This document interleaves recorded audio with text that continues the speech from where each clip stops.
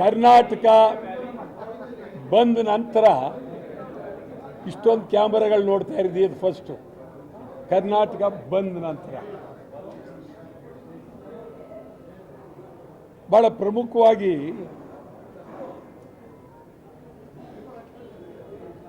ನಿನ್ನೆ RCB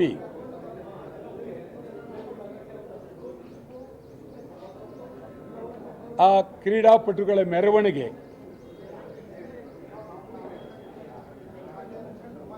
ಜನ 11 ಜನ ಸತ್ತದ್ದು, ಅನೇಕರು ಗಾಯಾಳುಗಳಾಗಿ ಆಸ್ಪತ್ರೆಯಲ್ಲಿ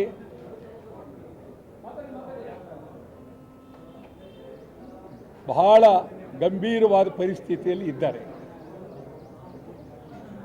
ಒಂದು ಕಡೆ ಸ್ಟೇಡಿಯಂ, ಇನ್ನೊಂದು ಕಡೆ ವಿಧಾನಸೌಧದ ಮುಂದೆ. ಇದು ವ್ಯವಸ್ಥೆ ಮಾಡಿದವರು ಯಾರು? ಸ್ಟೇಡಿಯಂ ವ್ಯವಸ್ಥೆ ಮಾಡಿದವರು ಯಾರು? ವಿಧಾನಸೌಧದ ಮುಂದೆ ವ್ಯವಸ್ಥೆ ಮಾಡಿದವರು ಯಾರು?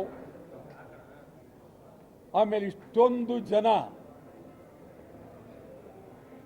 ಬರ್ತಾರೆ ಅನ್ನುವ ನಿರೀಕ್ಷಣೆ ಇರಲಿಲ್ಲ ಅಂತ ಸರ್ಕಾರ ಹೇಳ್ತಾ ಇದ್ದಾರೆ.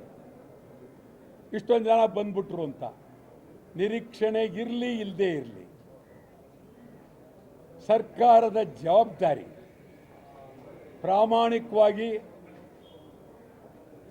ನಾವು ಒಪ್ಕೊಳ್ಬೇಕಾಗಿದೆ. ಸರ್ಕಾರ ರಕ್ಷಣೆ ಕೊಡೋದರಲ್ಲಿ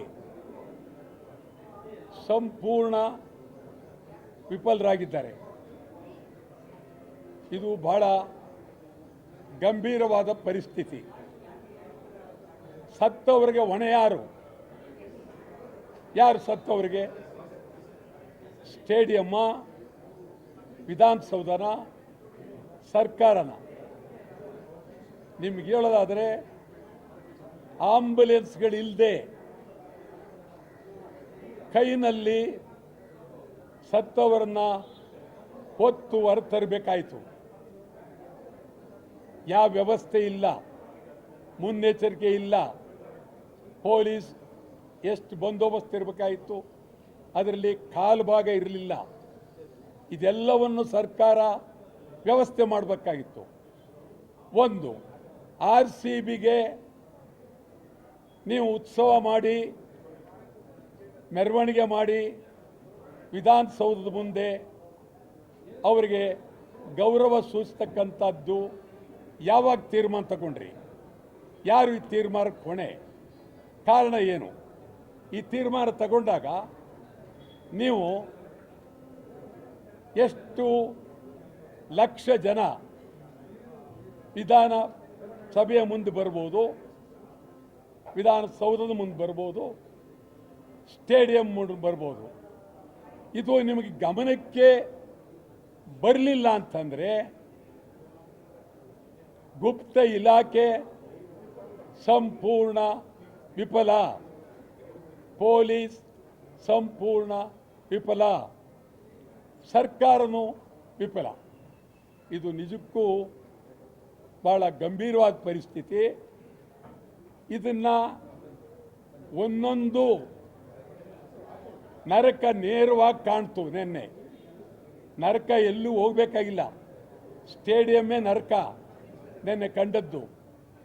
ಒಬ್ಬೊಬ್ಬ ಪ್ರಾಣ ಕಳ್ಕೊಂಡಂಥ ಬಂಧುಗಳು, ಅವರ ನೋವು, ಕಣ್ಣೀರು ನೋಡ್ತಾ ಇದ್ದರೆ ನಿಜವಾಗ್ಲೂ ಭಾಳ ಗಂಭೀರವಾದಂಥ ಪರಿಸ್ಥಿತಿ. ಇದನ್ನು ಜಿಲ್ಲಾಧಿಕಾರಿ ಒಬ್ಬರು ತನಿಖೆ ಮಾಡಿ ಅಂತ ಹೇಳ್ಬಿಟ್ರು. ಅದರ ಬದಲು ಪೊಲೀಸ್ ಕಾನ್ಸ್ಟೇಬಲ್ ಕೊಟ್ಬಿಡ್ಬೇಕಾಗಿತ್ತು ತನಿಖೆ ಮಾಡಿ ಅಂತ.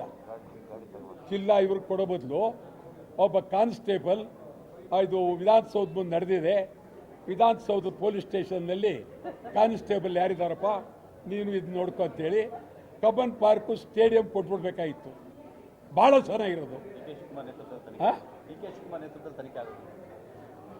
ಇದು ಈಗ ನಾನು ಹೇಳೋದು, ಇದು ಸಮಗ್ರವಾಗಿ ಹೊರಗೆ ಬರಬೇಕಾದ್ರೆ ಉನ್ನತ ಮಟ್ಟದ ಭದ್ರವಾದ ಹಾಲಿ ಹೈಕೋರ್ಟಿನ ನ್ಯಾಯಾಧೀಶರಿಂದ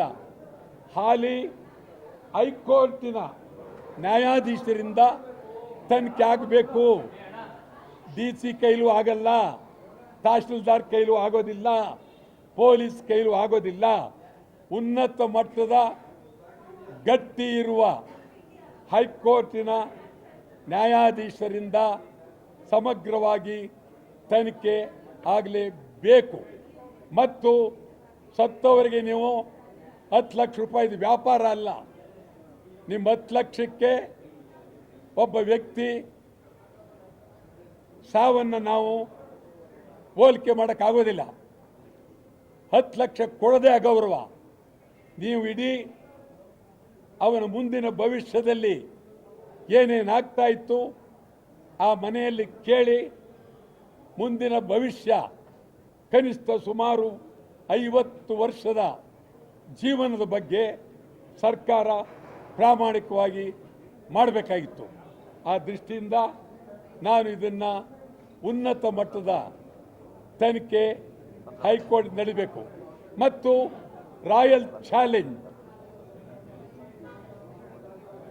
ಇದು ಮೊದಲು ಒಂದು ರೀತಿ ಕ್ರಿಕೆಟ್ ಅಂದರೆ, ಹಿಂದೆ ಕ್ರಿಕೆಟ್ ಎಲ್ಲಿ ನಡೀತಾ ಇತ್ತು ಅಂತ ಹೇಳಿದ್ರೆ ಸೆಂಟ್ರಲ್ ಕಾಲೇಜ್ ಕ್ರಿಕೆಟ್ ಮೈದಾನದಲ್ಲಿ ನಡೀತಾ ಇತ್ತು.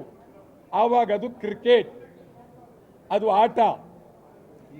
ಚಿನ್ನಸ್ವಾಮಿ ಕ್ರೀಡಾಂಗಣಕ್ಕೆ ಬಂದಾಗಲೂ ಸ್ವಲ್ಪ ಆಟ. ಈಗ ಅದು ದರೋಡೆ, ಭಾರಿ ದರೋಡೆ. ಅದನ್ನು ನಡೆಸ್ತಕ್ಕಂಥ ಜನಗಳೇ ಬೇರೆ ಇದ್ದಾರೆ. ಇಲ್ಲಿ ನಮ್ಮ ರೇಸ್ನಲ್ಲಿ ಕುದುರೆಗಳನ್ನು ಇಟ್ಕೊಂಡಿದ್ದಾರೆ ದೊಡ್ಡ ದೊಡ್ಡ ಮಾಲೀಕರು. ಅದೇ ರೀತಿ ಈ ನಮ್ಮ ಆಟಗಾರನ್ನ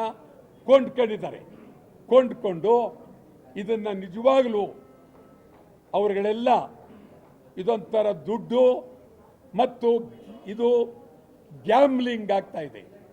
ನಿಜವಾಗ್ಲೂ ಪಾಪ ನಿರಪರಾಧಿ ಹುಡುಗರು ಸುಮಾರು 25-30 ವರ್ಷದಿಂದ ಕೆಳಗಿರುವ ಮಕ್ಕಳಿಗೆ, ಯುವಕರಿಗೆ ಇದು ಗೊತ್ತಿಲ್ಲ.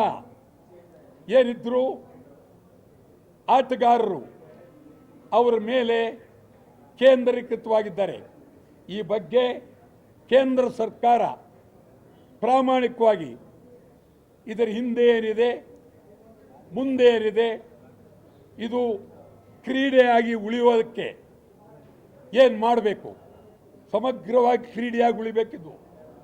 ಜೂಜಾಗಬಾರ್ದು, ಬೆಟ್ಟಿಂಗ್ ಕಟ್ಟಬಾರ್ದು, ಎಲ್ಲವನ್ನು ನಿಲ್ಲಿಸಿ ಮಾಡಬೇಕು. ಇದು ನಿಜಕ್ಕೂ ಭಾಳ ನೋವಾಗುತ್ತೆ. ಇದನ್ನು ಇಡೀ ಸಮಗ್ರ ಜನತೆ ಇದ್ರ ಬಗ್ಗೆ ಚಿಂತನೆ ಮಾಡಬೇಕು. ಯುವ ಜನಾಂಗ ಚಿಂತನೆ ಮಾಡಬೇಕು, ನ್ಯಾಯಾಲಯ ಚಿಂತನೆ ಮಾಡಬೇಕು, ಮಾಧ್ಯಮದವರು ಚಿಂತನೆ ಮಾಡಬೇಕು. ಮುಂದಿನ ದಿನದಲ್ಲಿ ಇದರ ಬಗ್ಗೆ ಭಾಳ ಗಂಭೀರವಾಗಿ ಚಿಂತನೆ ಮಾಡಬೇಕಾಗುತ್ತೆ ಅಂತೇಳಿ ನಾನು ಕಳಕಳಿಯಿಂದ ಮನವಿ ಮಾಡ್ತೀನಿ.